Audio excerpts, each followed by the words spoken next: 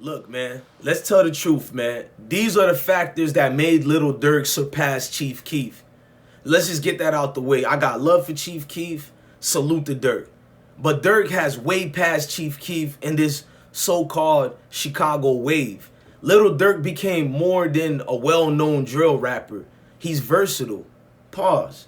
Let me explain. He can do any concept of music to the point that I think if he dibbled and dabbled in pop music, he'll surpass a lot of his peers as well. He passed Chief Keef. Now you probably ask me, how did he pass Chief Keef if he's always in beef just like Chief Keef? In fact, probably way more, because Chief Keef kind of simmered down a whole lot. I'm proud of that man. Chief Keef did a lot of things different. But when you look at Durk, Durk networked more than Chief Keef.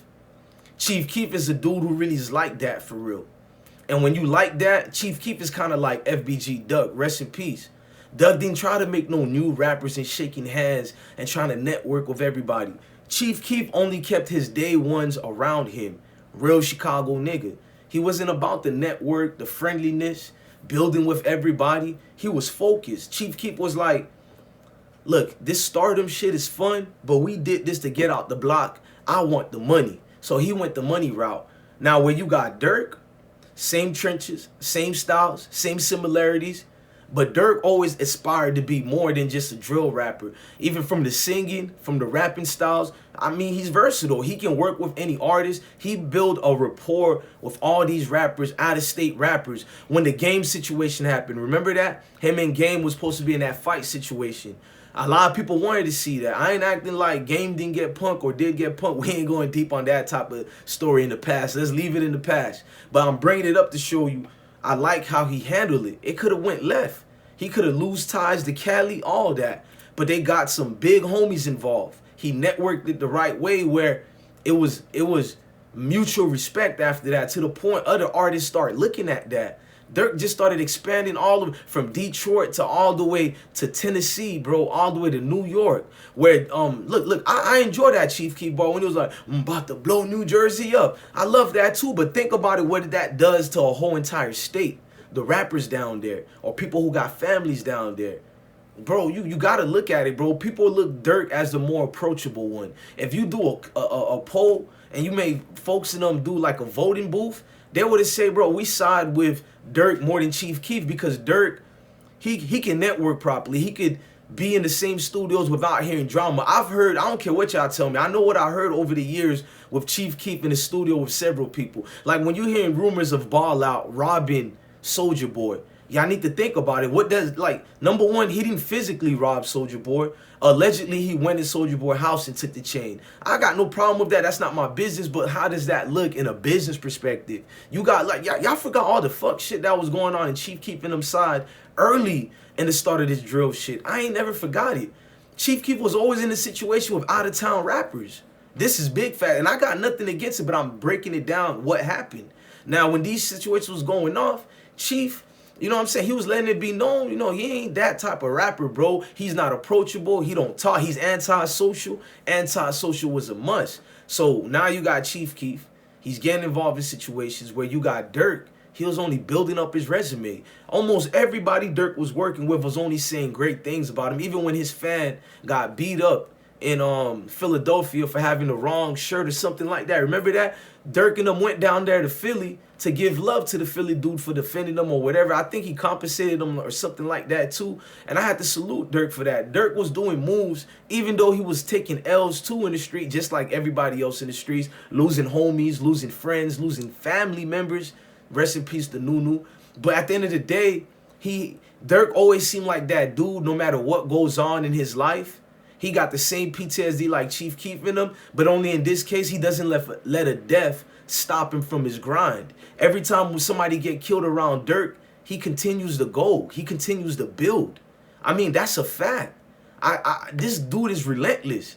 He comes and comes at you with nothing but bangers after bangers. And me looking from afar, I had to look back like, damn, bro, Durk is the example of what every record company wants in their artists, how to conduct yourself out here. Even when you hear about this and that person get killed or shot, Durk is not actually in it or tied to it. He seems to know which direction to walk the right way, know when to move and how to move.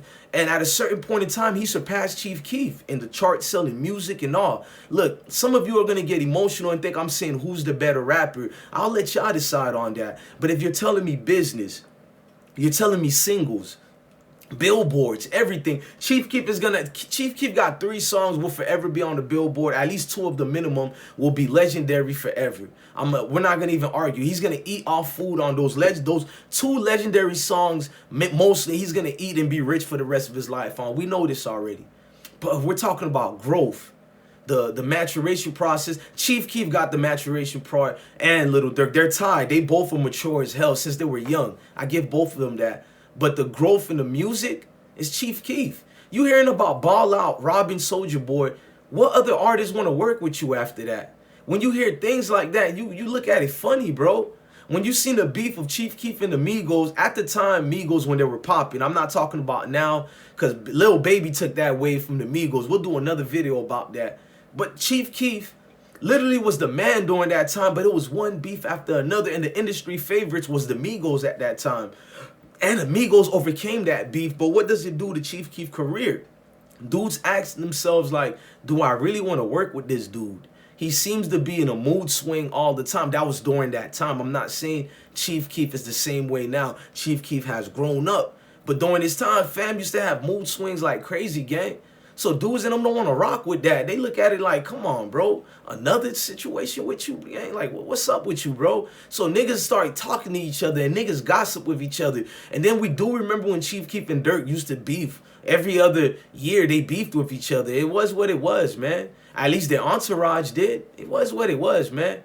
But word get back around town and dudes don't want to rock with you. But when dudes hear Durk, they see a dude that makes sure he becomes a man of the people. He's that well-thought businessman who seen what was going to happen. He knew they were going to have to do more than just be drill rappers. He knew they couldn't just say they're from Chicago only and only rock with Chicago people only. He knew what he had to do to make this a business, make this OTF thing. Because OTF was way before Lil Durk.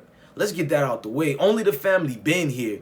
They be telling you about the twins who made them, Lil Varno and all. We can go deep.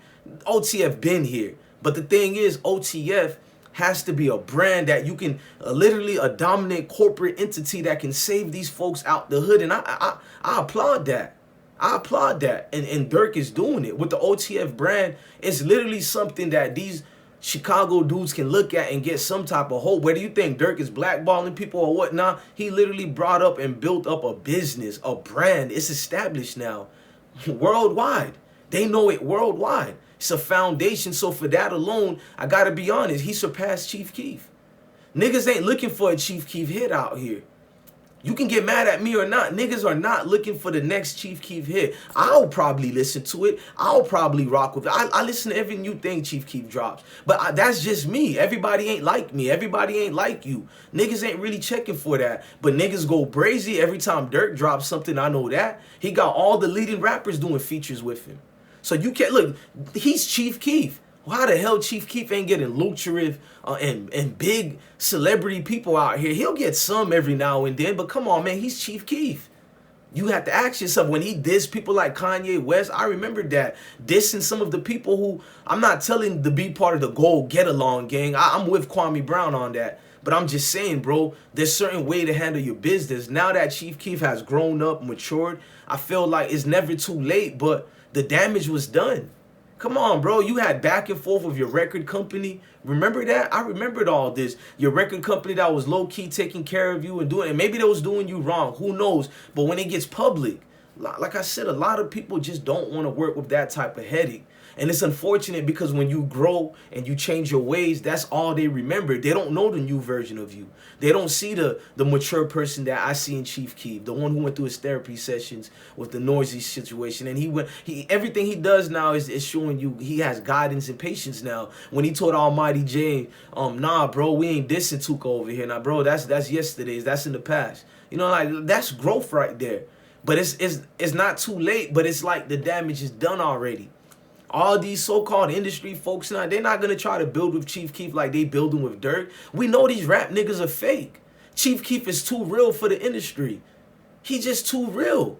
It's just certain ways he should have moved where that realness could have hit. And I kind of feel bad to a certain extent, but it's like Chief Keef will be all right. He'll be rich for the rest of his life because of those 2 hits alone. But as far as Chief Keef being the next Durk type Drake level and all that, Pooh Shiesty level, it ain't here no more, gang. And I'm here to tell you the truth. Look, man, hit that like button, hit that notification bell. Make sure you hit that like button. It be a lot of views we get, but I just want all of y'all to hit that like button. It just don't make no sense. We shouldn't average 1,000 likes based on the views we get. Hit that like button, help share this video, man. Look, I'm your God bless one. Love your family, love your kids, and stay blessed, gang.